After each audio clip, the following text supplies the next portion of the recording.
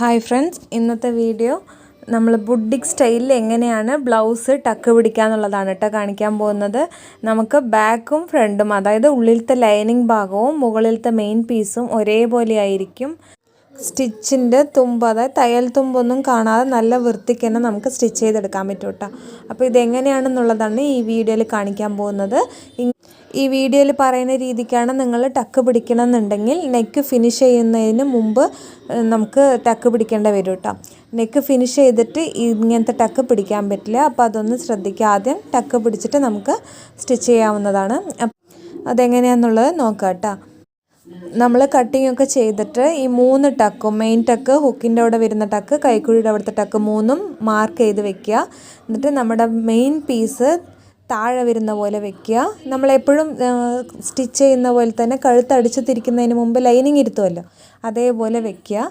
എന്നിട്ട് നമ്മൾ ആദ്യം മെയിൻ ടക്കിൻ്റെ മാർക്കിങ്ങിലൂടെ ഒന്ന് സ്റ്റിച്ച് ചെയ്തെടുക്കുക കേട്ടോ. പിന്നെ ഇതിൽ ശ്രദ്ധിക്കേണ്ടത്, നമ്മൾ എപ്പോഴും ചെയ്യുന്ന പോലെ ലൈനിങ്ങിനെക്കാട്ടിലും മെയിൻ പീസിൽ തുണി എക്സ്ട്രാ വിട്ടിട്ടാണ് നമ്മൾ സ്റ്റിച്ച് ചെയ്യുക. അതുപോലെ ചെയ്യരുത് കേട്ടോ. ഇങ്ങനത്തെ ടക്ക് പിടിക്കുമ്പോൾ മെയിൻ പീസും ലൈനിങ്ങും ഒരേ അളവിൽ വേണം കട്ട് ചെയ്തെടുക്കാൻ.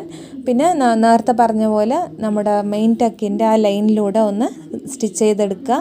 മുകളിലും കെട്ടിട്ട് ആദ്യം തുടങ്ങുമ്പോഴും കെട്ടിടുക, പിന്നെ ലാസ്റ്റ് ഫിനിഷ് ചെയ്യുന്ന അവിടെ കെട്ടിടണം എന്നില്ല. ടക്കിൻ്റെ അവിടെ സ്റ്റിച്ച് ചെയ്ത് കഴിഞ്ഞിട്ട് മെയിൻ പീസിൻ്റെയും ലൈനിങ്ങിൻ്റെയും ഇടയിൽ ഇതേപോലെ രണ്ടും വിരിക്കുക. എന്നിട്ട് നമ്മൾ സ്റ്റിച്ച് ചെയ്ത അതുണ്ടല്ലോ, അതിനൊന്ന് നീവി കൊടുക്കുക. പിന്നെ മെയിൻ ടക്കിൻ്റെ പോയിൻ്റ് ഒന്ന് മാർക്ക് ചെയ്തെടുക്കുക. പിന്നെ ഇതേപോലെ നമുക്ക് പിടിച്ചിട്ട് സ്റ്റിച്ച് ചെയ്യുക. അതൊന്നും കൂടി ഞാൻ കാണിച്ചു തരാം കേട്ടോ. അപ്പം നമ്മൾ ഈ മെയിൻ പീസും ലൈനിങ്ങിൻ്റെയും ഇടയിൽ ഇതേപോലെ ഒന്ന് വിരിച്ചിട്ട് അതിൻ്റെ സെൻറ്റർ ഭാഗം ഒന്ന് നീവി കൊടുക്കുക. പിന്നെ മെയിൻ ടക്കിൻ്റെ പോയിൻ്റ് മാർക്ക് ചെയ്യുക. പിന്നെ ആ താഴത്തെയും മെയിൻ ടക്കിൻ്റെ ആ പോയിൻ്റ് ഇതേപോലെ പിടിച്ചിട്ട് നമ്മൾ ഓൾറെഡി മാർക്ക് ചെയ്ത് വെച്ചിട്ടുണ്ടല്ലോ, 1 ഇഞ്ച് അല്ലെങ്കിൽ 3/4 ഇഞ്ച് കണക്കാക്കി മാർക്ക് ചെയ്തിട്ടുണ്ടാവുമല്ലോ. അപ്പോൾ അതിൽ നമ്മൾ നോർമലി എല്ലാ ബ്ലൗസിലും ചെയ്യുന്ന പോലെ സ്റ്റിച്ച് ചെയ്തെടുക്കുക. ഡബിൾ സ്റ്റിച്ച് ചെയ്യുന്നവർ ഡബിൾ സ്റ്റിച്ച് ചെയ്തെടുക്കുക. അപ്പോൾ ഇതേപോലെ ചെയ്തിട്ട് ഒന്ന് നിവർത്തി നോക്കിയാൽ നമുക്ക് നല്ല ഫിനിഷിങ്ങിൽ തന്നെ തയ്യൽ തുമ്പൊന്നും കാണാതെ വൃത്തിക്ക് കിട്ടും. ഇപ്പോൾ ഈ മെയിൻ ടക്ക് ചെയ്ത പോലെ തന്നെ ബാക്കിയുള്ള 2 ടക്കുകളും ഇതേപോലെ തന്നെ ചെയ്യാം കേട്ടോ. നമുക്ക് സ്റ്റിച്ച് ചെയ്യുന്നതിന് മുമ്പ് മെയിൻ പീസും ലൈനിങ്ങും സെയിം ആയിട്ടാണോ വെച്ചിരിക്കുന്നത് എന്നുള്ളത് ആദ്യം നോക്കുക.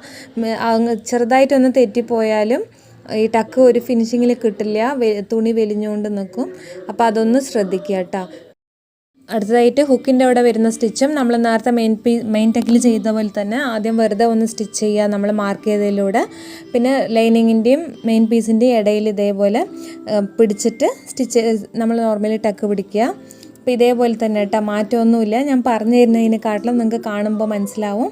അപ്പോൾ ഇതേപോലെ ഒന്ന് ചെയ്ത് നോക്കുക കേട്ടോ. നല്ല വൃത്തിക്ക് തന്നെ നമുക്ക് കിട്ടും.